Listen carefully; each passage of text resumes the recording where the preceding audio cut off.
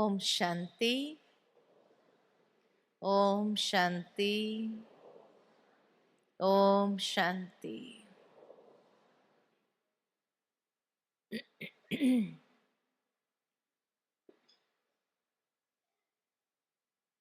बाबा ने हम सभी बच्चों को समय अनुसार यही पुरुषार्थ के लक्ष्य दिया है कि बच्चे, तुम्हें अनेक आत्माओं को अपने दिव्य दर्शनीय स्वरूप के द्वारा अनुभव कराना है। और समय की मांग भी अभी यही है कि अब पुरुषार्थ ऐसा करे, क्योंकि अचानक का पाठ है और कभी भी समय की तीव्रता को देखते हुए भी महसूस होता है कि अब बहुत कम समय रह गया है। जिस तरह आदि में ब्रह्मा बाबा के द्वारा अनेक दादियों को ये साक्षात्कार होता था कि बाबा का दिव्य स्वरूप और कृष्ण का स्वरूप देखते थे, और वो इशारा करते थे कि आप इनके पास जाओ। ये अनुभव दादियों ने जब किया, तभी उन्होंने अपने संपूर्ण जीवन को समर्पित किया बाबा की ईश्वरीय सेवा में। इसी तरह आगे चलते हुए जैसे जैसे विदेश सेवा हमारी आरंभ हुई, तो दादियों के द्वारा भी कईयों को साक्षात्कार होता था। मुझे याद आता है कि एक बार प्रकाशमणि दादी जी ने विदेशी भाई बहनों से जब मिलना हो रहा था, तो विदेशी भाई बहनों से पूछा कि आप सभी में कितनों को साक्षात्कार हुआ और बाबा के बने। तो देखा गया कि मेजॉरिटी भाई बहनों ने हाथ उठाया कि हमने साक्षात्कार के माध्यम से बाबा के पास आए, बाबा का ज्ञान लिया। जब और डिटेल से पूछा गया तो कहा किसी को प्रकाशमणि दादी जी का साक्षात्कार हुआ, तो किसी को जानकी दादी का साक्षात्कार हुआ, और किसी को गुलजार दादी का साक्षात्कार होता। और वो साक्षात्कार में उन्हें यही जैसे इशारा मिलता था कि सफेद वस्त्रधारी के पास आप जाओ। और वो साक्षात्कार के बाद उनका जीवन एकदम परिवर्तन होकर के बाबा के संपर्क में आए और संपूर्ण जीवन ही बदल गया। तो जब बाबा कहते आदि सो अंत, जो पार्ट आदि में चला नेचुरल है, अंत में भी चलेगा। लेकिन अभी तो बाबा है नहीं साकार में, न दादियां साकार में है, अव्यक्त हो गए। एडवांस पार्टी में आगे के पार्ट को बजाने के लिए गए, तो अंतिम समय में साक्षात्कार कौन कराएगा? बाबा हम बच्चों के द्वारा ही साक्षात्कार कराएंगे। और अनेक आत्माओं को ये महसूसता होगी,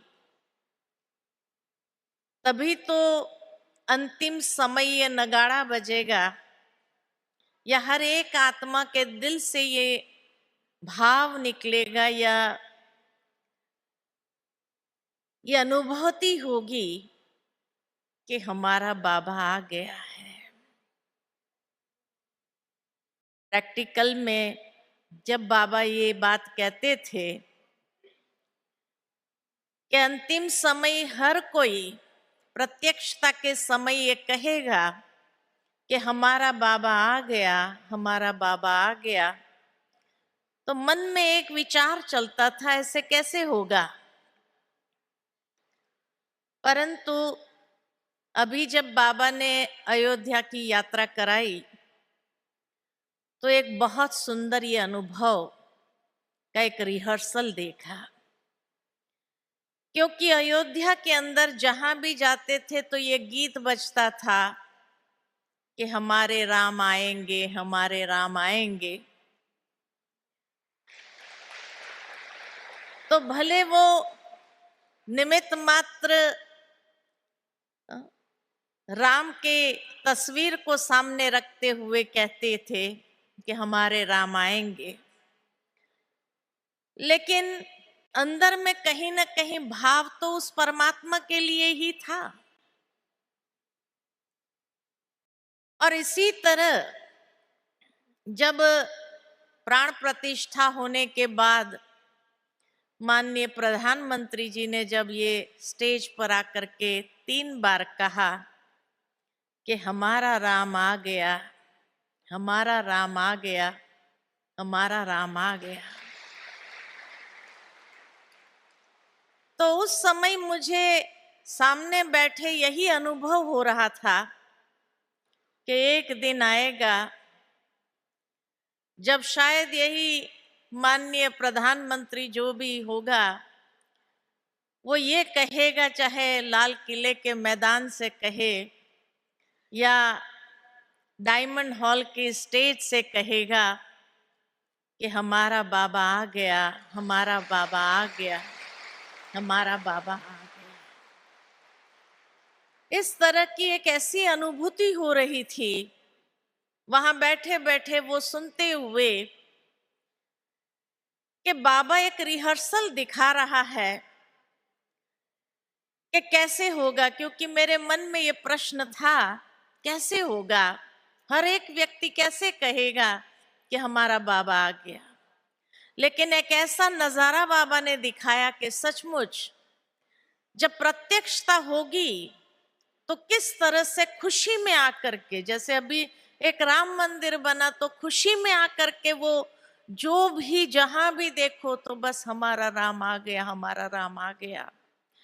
भाव यही कि अब वो दिन शायद दूर नहीं, क्योंकि जैसे कहा जाता है कि कई बार बाबा कहते बच्चे अभी तक तो रजो तक पहुंचे हैं, अभी सतो प्रधानता की वो स्टेज तो दूर है। साकार मुरलियों में हम सुनते रहे बाबा की ये बात, लेकिन ये राम मंदिर बनने के समय ऐसा महसूस हुआ कि सेमी सतो तक पहुंच गए हैं।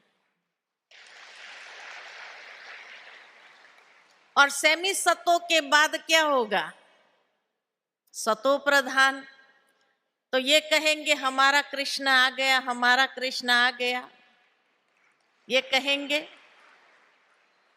और उसके बाद जब फाइनल प्रत्यक्षता होगी तो क्या कहेंगे, हमारा बाबा आ गया, हमारा बाबा आ गया।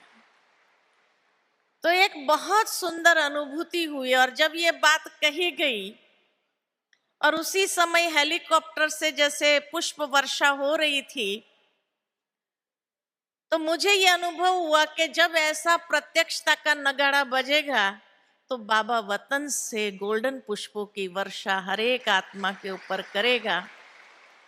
एक बहुत सुंदर अनुभव था जिसको मैं कितना भी चाहूं वर्णन करने के लिए, लेकिन मैं वर्णन नहीं कर पा रही हूं उस बात को। लेकिन उस समय मुझे ऐसी खुशी हो रही थी कि सचमुच बाबा जो अधर्म का नाश और सत धर्म की स्थापना कर रहे हैं, और उस समय हर आत्मा, जैसे वहां पर भी देखा कि एक राम मंदिर बनने के बाद कई लोगों की आंखों में आंसू थे, झार झार रो रहे थे, तो लगा कि जब बाबा की प्रत्यक्षता होगी तो आत्माएं कितना झार झार रोएंगे, किसी के अंदर खुशी के आंसू होंगे तो किसी के अंदर पश्चाताप के आंसू होंगे कि हमने पहचाना नहीं। तो एक बहुत अद्भुत अनुभूति थी वो, कि कैसी बाबा के प्रत्यक्षता होगी और हम सब आत्माएं निमित्त बनेंगे वो दिव्य दर्शनीय मूर्त द्वारा साक्षात्कार कराने के लिए। तो इसीलिए जो है बाबा अपना कार्य किस तरह से कर रहा है और समय किस तरह से तीव्र गति से आगे बढ़ रहा है, ये दृश्य देखने के बाद लगा अब ज्यादा समय नहीं है, अब ज्यादा समय नहीं है, यही महसूसता हो रही थी। कई बार कई भाई बहनें सोचते हैं, अरे हम तो गांव में रहते हैं, हम कैसे बाबा का साक्षात्कार या बाबा की प्रत्यक्षता के लिए निमित्त बनेंगे। तो महसूसता ये हो रही थी कि इस बार जब 2024 आरंभ हुआ तो पहली तारीख को ये बताया गया कि दुनिया की आबादी 800 करोड़ हो गई, ये बताया गया। और त्रेता युग के देवताएं कितने होते हैं? 33 करोड़ देवताएं होते हैं। तो 33 करोड़ देवताएं 800 करोड़ को अनुभूति नहीं कराएंगे क्या?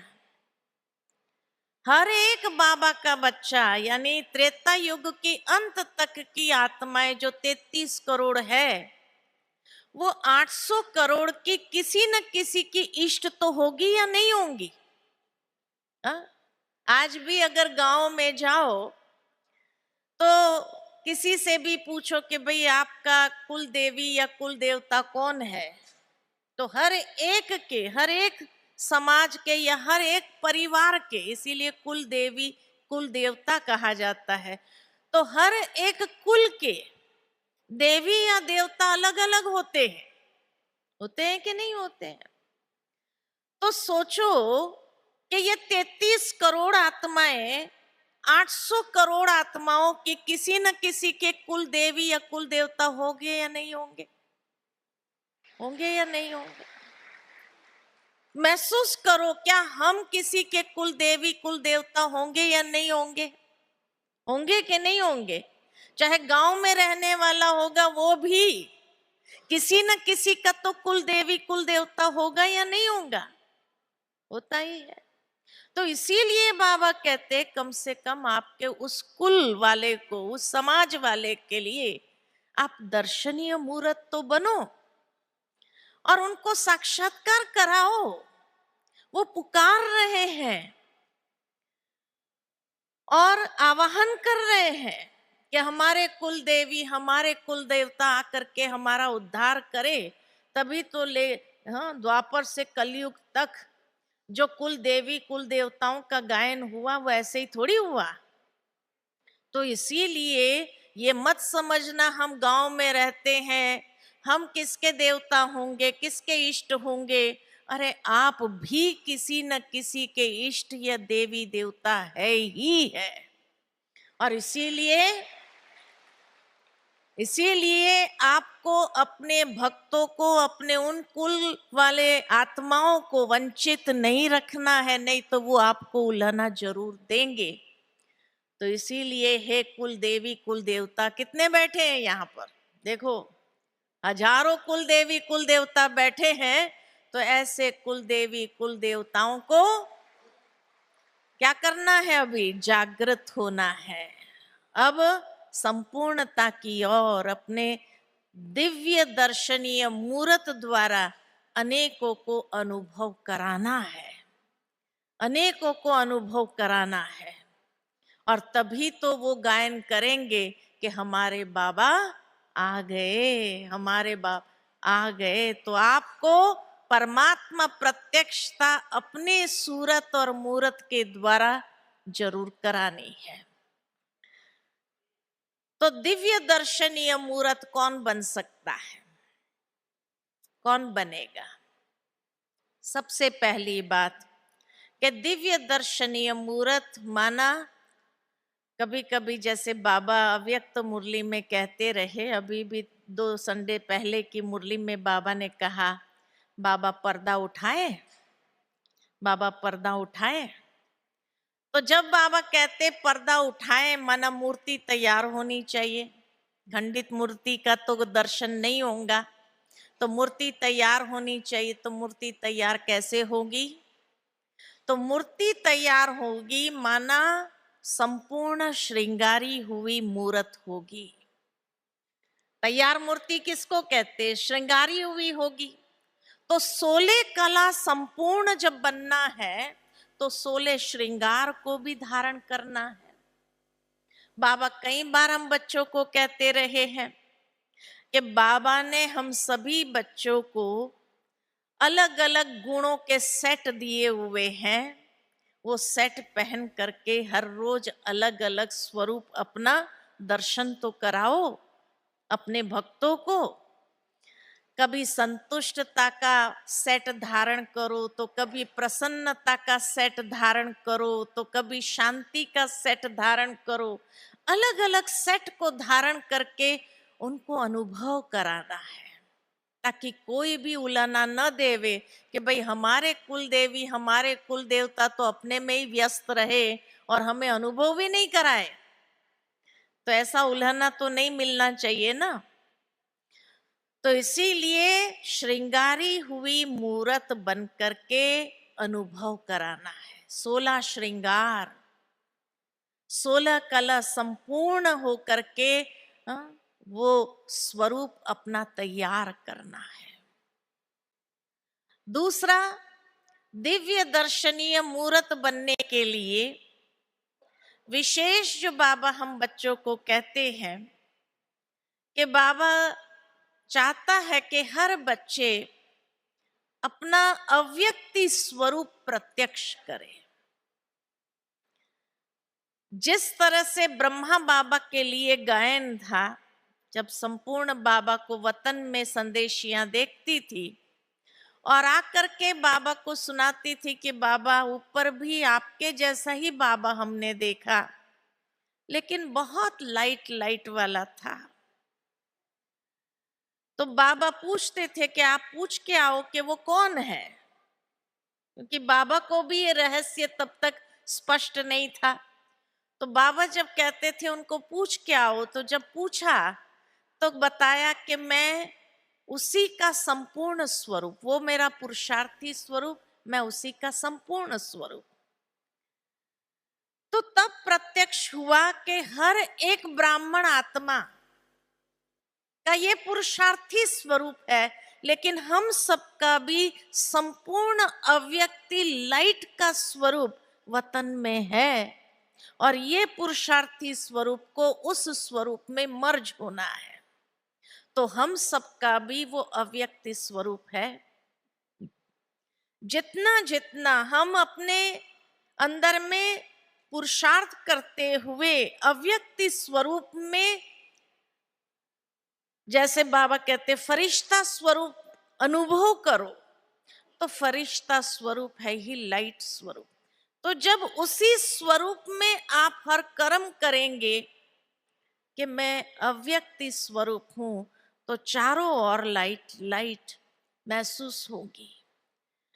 हम भले साधारण रीति से कोई भी साधारण कर्म कर रहे होंगे, लेकिन स्थिति ऐसी होने कारण सामने वाली आत्मा को वो लाइट का स्वरूप दर्शन होगा।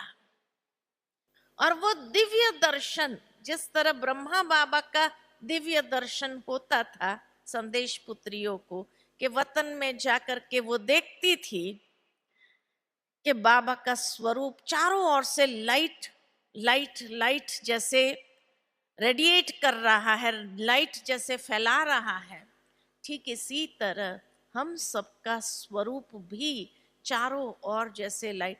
तो उसके लिए अभ्यास चाहिए कि जितना हो सके हम अव्यक्ति स्वरूप में अपने आप को स्थित करें, बाबा के साथ हर कर्म करते हुए। जैसे वतन में रहते हुए उस अव्यक्त स्वरूप से हम कर्म कर रहे हैं, तो अपना अव्यक्त स्वरूप इतना इमर्ज करना आरंभ करो।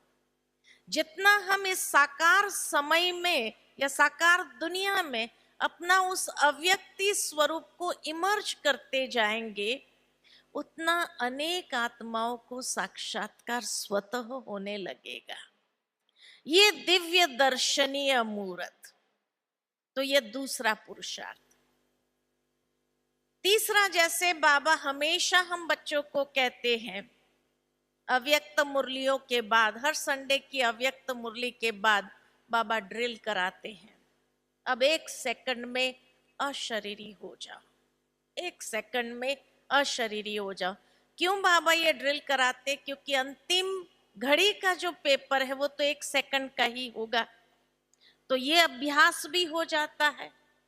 दूसरा, ये 1 सेकंड में अशरीरीपन का अनुभव करने के लिए क्यों कहते हैं?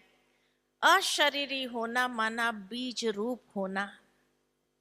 तो बीज स्वरूप में जब हम स्थित होंगे तो उस बीज का कनेक्शन सारे वृक्ष के साथ है, एक एक पत्ते के साथ है, और एक एक पत्ते के साथ तो आज बाबा जैसे कहते ये कल्प वृक्ष का पत्ता पत्ता सूखने लगा है, मुरझा रहा है, क्योंकि उन्हें वो ताकत नहीं मिल रही है। तो अब हम जितना अशरीरीपन का अभ्यास करते हुए अपने उस बीज स्वरूप में स्थित होंगे, तो उस बीज के माध्यम से हम जैसे सारे वृक्ष के एक एक पत्ते को सकाश देंगे, शक्ति देंगे, ताकत देंगे, और वो आत्माएं जो मुरझाई हुई है, सूखी है, वो पुनः तरोताजा होने लगेगी। तभी तो वो आपको अपना इष्ट समझेंगे, मानेंगे। इसलिए इस बीज स्वरूप द्वारा एक तो बीज रूप बाप की प्रत्यक्षता भी करनी है, और बीज स्वरूप में स्थित होकर के एक एक पत्तों के साथ भी कनेक्ट अपने आप को करना है और उनको अनुभव कराना है। तो ये तीसरा पुरुषार्थ है दिव्य दर्शनीय मूर्त बनने का। पहला पुरुषार्थ देखा, श्रृंगारी हुई मूर्त रहे। दूसरा पुरुषार्थ देखा कि अपना अव्यक्त स्वरूप को इमर्ज करना है, ज्यादा से ज्यादा उसको इमर्ज करते जाना है। और तीसरा, बीज रूप या अशरीरीपन के अभ्यास द्वारा उस बीज स्वरूप में आकर के हर एक पत्ते को सकाश देते जाना है। चौथा पुरुषार्थ जो बाबा कई बार कहते हैं कि बच्चे, आपको भक्तों की पुकार नहीं सुनाई देती है? कितना पुकार रहे हैं कि हमारी भावनाओं को पूरा करो, हमारी इच्छाओं को पूरा करो, हमें ये प्राप्ति का अनुभव कराओ। 3 रूप से पुकारते हैं। एक तो इच्छा पूर्ति के लिए पुकारते हैं। दूसरा, कोई ना कोई प्राप्ति का अनुभव करना चाहते इसलिए पुकारते हैं। और तीसरा, उनको दर्शन की इच्छा है। तो बाबा कहे कि उनकी भावनाओं को पूरा करने के लिए सबसे पहले हमारा पुरुषार्थ ये होना चाहिए कि हम प्राप्ति स्वरूप संपन्न स्थिति में स्थित हो जाए। क्योंकि मैं प्राप्ति स्वरूप होंगी तभी तो किसी को प्राप्त करा सकूंगी। अगर मैं ही अप्राप्त अपने आप को महसूस करती हूं तो मैं अनेकों को प्राप्ति कैसे करा सकती हूं? तो पहले तो अपने स्वरूप को प्राप्ति संपन्न स्वरूप में स्थित करें, तभी उनकी प्राप्तियों को, उनकी भावनाओं को आप पूरा कर सकेंगे। दूसरा, जो भक्तों की इच्छा है, उस भक्तों की इच्छा को पूरा करने के लिए मुझे इच्छा मात्रम अविद्या स्वरूप में स्थित होना होगा। अगर मेरी ही इच्छाएं अभी रही हुई है, ये चाहिए वो चाहिए ऐसा चाहिए वैसा चाहिए, मेरी ही इच्छाएं रही हुई है, तो उन भक्तों की इच्छाओं को हम पूरा कैसे करेंगे? तो इसीलिए बाबा जो कहते हैं, एक तो अपना सर्व प्राप्ति संपन्न स्वरूप और दूसरा इच्छा मात्रम अविद्या स्वरूप। ये जब स्वरूप होगा तब उन भक्तों को हम अनुभव करा सकेंगे। तो ये दो स्वरूप हमें इमर्ज करना होगा, और जब उनकी भावना पूर्ण होगी, उन्हें अनुभव होगा, तो उनकी जो प्रसन्नता है, वो प्रसन्नता जैसे पुष्पों की वर्षा हमारे ऊपर करेगी स्वतः।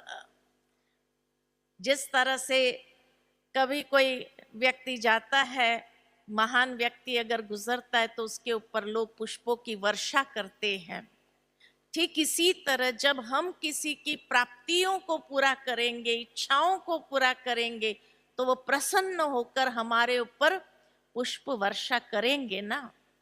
तो इसीलिए बाबा कहते, तुमको भक्तों की पुकार सुनाई देनी चाहिए।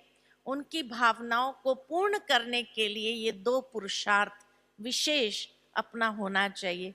एक तो सर्व प्राप्ति संपन्न स्थिति, और दूसरा इच्छा मात्रम अविद्या की स्थिति। ये दो स्थिति के माध्यम से ही हम उनकी भावना पूर्ण करेंगे और उनके लिए दिव्य दर्शनीय मूर्त स्वतः बन जाएंगे। पांचवा पुरुषार्थ, बाबा हमेशा हम बच्चों को कहते हैं कि जैसे विष्णु का जो चारों हाथों में चार अलंकार दिखाए, तो बच्चे दिव्य दर्शनीय मूर्त बनने के लिए आपने चारों अलंकार धारण कर लिए हैं। क्योंकि ये अलंकार देवताओं के तो है नहीं, ये अलंकार चारों ही किसके हैं? हम सब बच्चों के हैं। तो बाबा कई बार मुरली में कहते, एक अलंकार पकड़ने जाते दूसरा छूट जाता है, दूसरा पकड़ने जाते तीसरा छूट जाता है। अब चारों ही अलंकार धारी बनो, चारों ही अलंकार को पकड़ो, क्योंकि तभी तो आप साक्षात्कार मूर्त बन करके दूसरों को अनुभव कराएंगे। तो चारों ही अलंकार में सबसे पहला है शंख।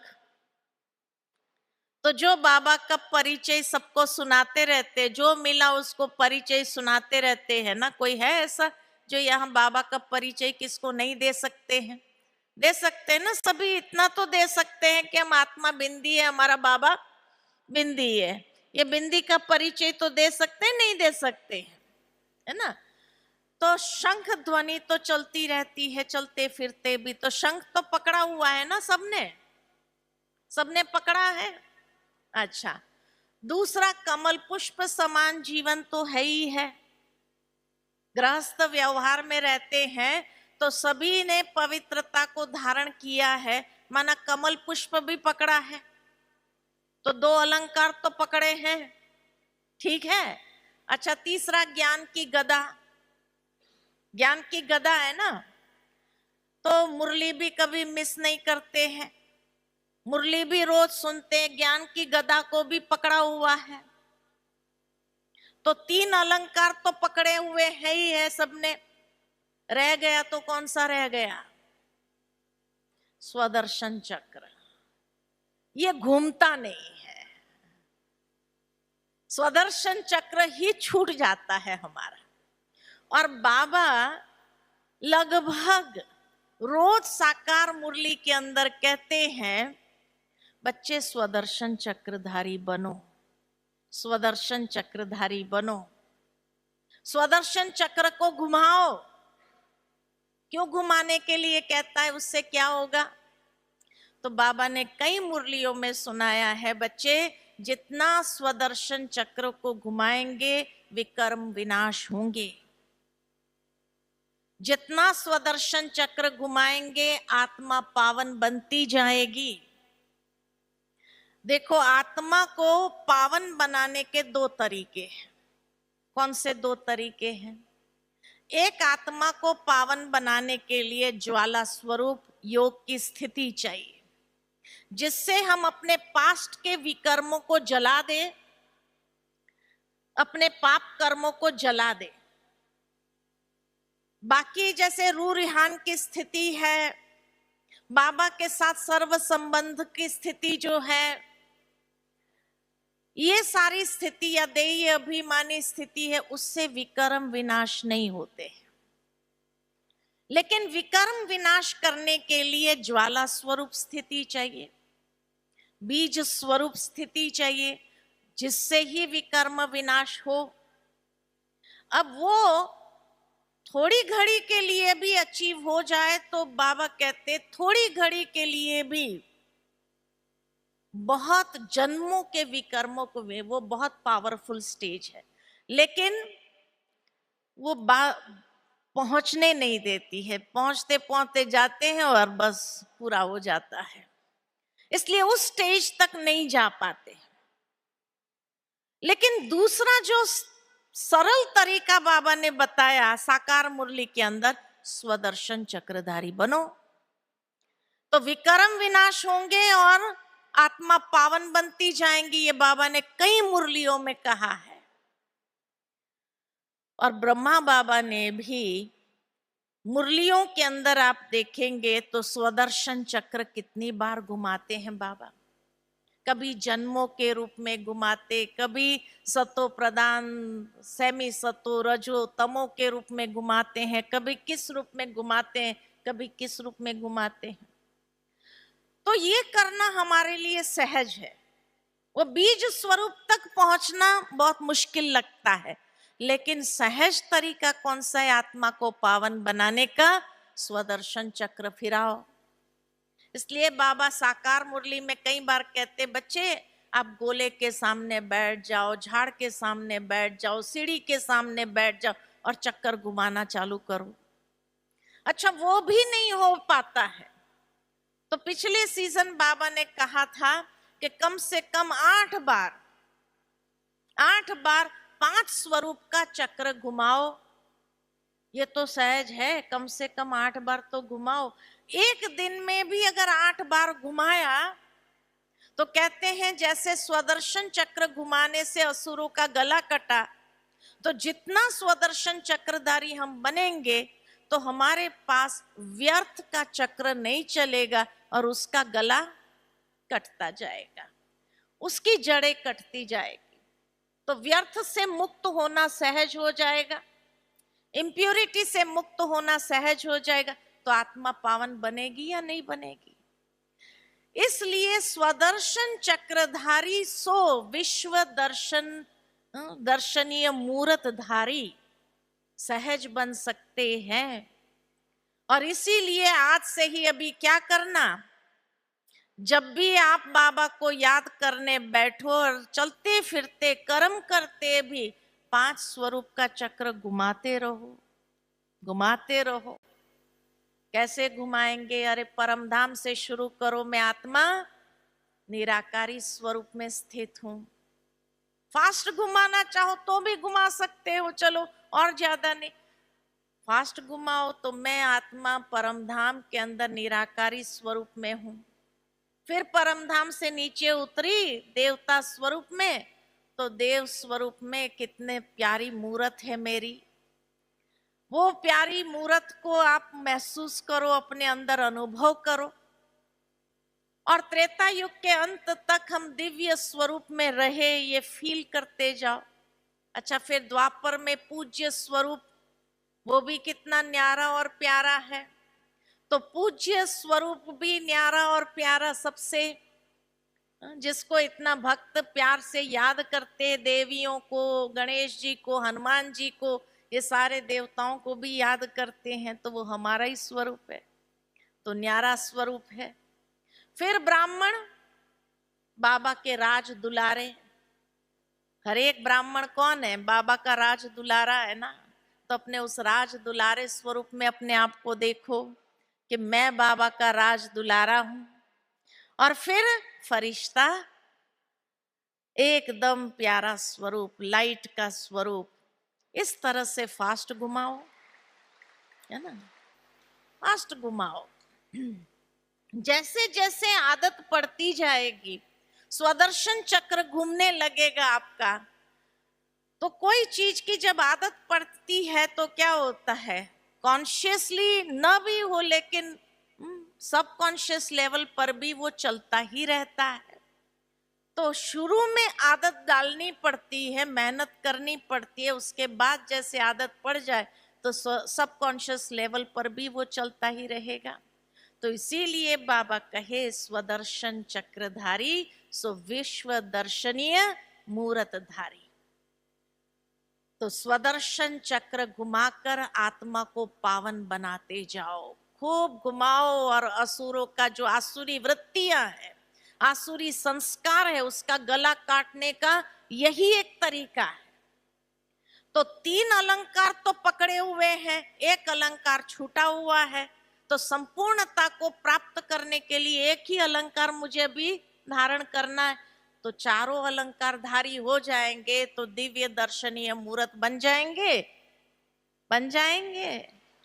सहज है, सहज है, बस करने की बात है। तो अभी कितनी बार घुमाएंगे, 8 बार घुमाएंगे, 16 बार घुमाएंगे, या घुमाते ही रहेंगे, क्या करेंगे?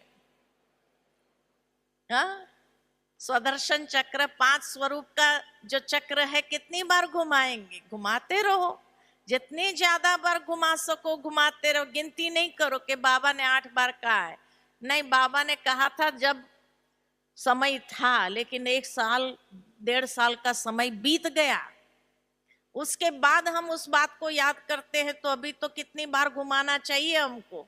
ज्यादा से ज्यादा बार घुमाना चाहिए। और एक तरीका है दिव्य दर्शनीय मूर्त बनने का कि कॉन्शियसली हर कर्म को देखते जाए, मेरा ये कर्म कैसा है, दिव्य है, दिव्यता संपन्न है। दिव्यता माना दिव्य गुण प्लस पवित्रता, संपूर्ण पवित्रता और दिव्य गुण को मिलाकर के दिव्यता शब्द आता है। तो अपने हर कर्म को करने के बाद देखो कि क्या ये मेरा कर्म दिव्य गुण युक्त पवित्रता से संपन्न था?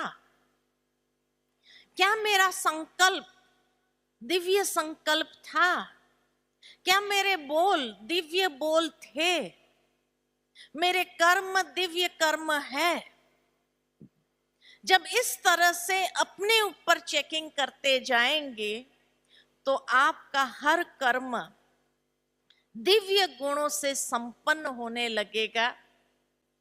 और दिव्य गुणों से संपन्न जो कर्म होता है वो चरित्र बन जाता है, वो कर्म नहीं होता है। जिस तरह से कृष्ण के कैसे भी कर्म दिखाकर कहा ये उसके चरित्र थे, जिस तरह बाबा के हर कर्म को याद करते हुए दादियां कहती थी बाबा के चरित्र है, तो हमारा भी जब हर संकल्प बोल कर्म दिव्यता से संपन्न हो जाएंगे तो हमारे हर कर्म भी चरित्र बन जाएगा। और चरित्र माना यादगार, जो दूसरों को प्रेरणा देने वाले होंगे, हर एक के जीवन को जैसे मोटिवेट करने वाले होंगे। जिस तरह आज दुनिया के अंदर स्वामी विवेकानंद के कर्म का वर्णन करते, वो कर्म का वर्णन नहीं कहेंगे, उसको कहेंगे चरित्र का वर्णन करते हैं कि उनका ये चरित्र था। और उस चरित्र के कारण लोग उसको आइडल समझते हैं कि ये हमारा आइडल है, ये हमारा प्रेरणा स्तंभ है। ठीक इसी तरह हमारा सब संकल्प बोल और कर्म जैसे जैसे दिव्य होने लगेगा तो हमारा भी चरित्र हो जाएगा और वो चरित्र दूसरों को प्रेरणा देने वाला बन जाएगा। तो दिव्य दर्शनीय मूर्त का हर कर्म दूसरों को प्रेरणा देने वाला, शिक्षा देने वाला, दूसरों को कुछ न कुछ महसूस कराने वाला या अनुभव कराने वाला हो जाएगा। या उनको भी अंदर से ये उमंग आए, जो हिम्मतहीन हो गए उनको हिम्मत आए, जो दिल शिकस्त हो गए उनको दिल में उमंग उत्साह आए कि बस हमें भी अपने जीवन को ऐसा बनाना है। जिस तरह बाबा का वरदान सुना कल कि आज सुना कि हिम्मत और उमंग उत्साह का पंख क्या हो गया है, हिम्मत और उमंग उत्साह का पंख ही कट गया है दुनिया के लोगों के लिए। तो हिम्मत और उमंग उत्साह का पंख कौन देगा? तो हमारे हर कर्म ऐसे दिव्य हो जो दूसरों को भी हिम्मत और उमंग उत्साह का पंख दे करके उड़ाने वाला बन जाए, तो वो आपको अपना इष्ट मानने के लिए तैयार हो जाएंगे या नहीं होंगे? तो उसको कहा जाता है दिव्य दर्शनीय मूर्त। तो दिव्य दर्शनीय मूर्त आत्मा का कोई भी कर्म, भले कर्म साधारण हो लेकिन स्थिति साधारण न हो, और जब उस श्रेष्ठ स्थिति में रह करके स्वमान की सीट पर रह करके आप जब ये कर्म करेंगे, तो नेचुरल है कि आपके वो कर्म कर्म नहीं चरित्र गाए जाएंगे। और वो चरित्र का गायन आज तक भक्ति में लोग क्या करते हैं, देवताओं की स्तुति के रूप में, एक एक कर्म की स्तुति के रूप में गायन करते हैं कि उसका नयन कैसा है, उसका चेहरा कैसा है, उसका चलन कैसा है, उसका व्यवहार कैसा है, हर बात का चरित्र का गायन होने लगता है। तो ऐसे दिव्य दर्शनीय मूर्त चरित्रवान आत्माएं जब बन जाते हैं, तब बाप की प्रत्यक्षता के निमित्त बनेंगे या नहीं बनेंगे? और बाप की प्रत्यक्षता के निमित्त माना ये आवाज कानों में गूंजना चाहिए, हमारा बाबा आ गया, हमारा बाबा आ गया। जिस तरह से राममय अभी सारे भारत हो गई थी, एक दिन आएगा बाबा मई सारा भारत क्या सारा विश्व हो जाएगा। और उसके लिए कौन निमित्त है? निमित्त कौन है? निमित्त कौन है? हम है। पहले हमें बाबा मई बनना पड़ेगा ना।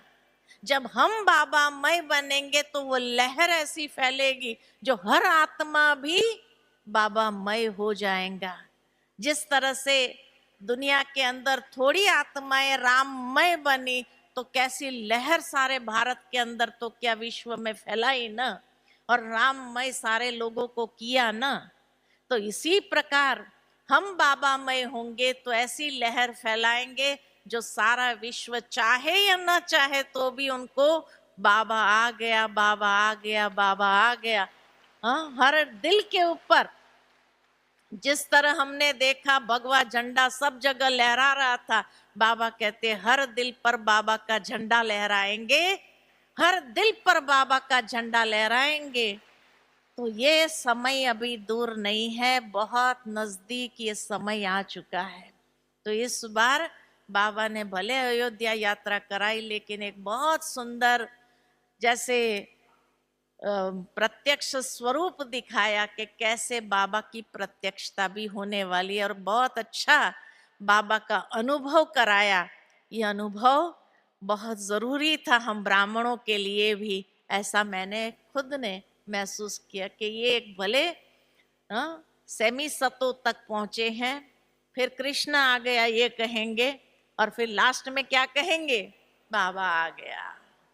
क्योंकि शिव मंदिर भी बनते जा रहे हैं, हर जगह शिव मंदिर भी बन रहे हैं, कृष्ण मंदिर भी बनना है, मथुरा में कृष्ण मंदिर भी बनना ही है, ये भी संकेत मिल रहे हैं। तो कृष्ण तक पहुंचेंगे, फिर शिव बाबा तक पहुंच ही जाना है, उनको पहुंचना ही है। ये ड्रामा में इस तरह का क्या बना है, ड्रामा में इस तरह का वंडरफुल खेल बना है, कोई चाहे या न चाहे उनको कहना ही पड़ेगा, कहना ही पड़ेगा। अच्छा, ओम शांति, ओम शांति।